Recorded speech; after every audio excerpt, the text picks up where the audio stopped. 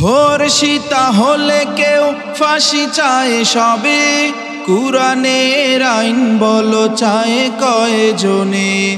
ধর্ষিতা হলে কেউ ফাঁসি চায় সবে, কুরআনের আইন বলো চায় কয়জনে। কুরআনের আইন যদি থাকতো দেশে, ধর্ষণ কমে যেত শাস্তি ভয়ে। কুরআনের আইন যদি থাকতো দেশে, ধর্ষণ কমে যেত শাস্তি ভয়ে।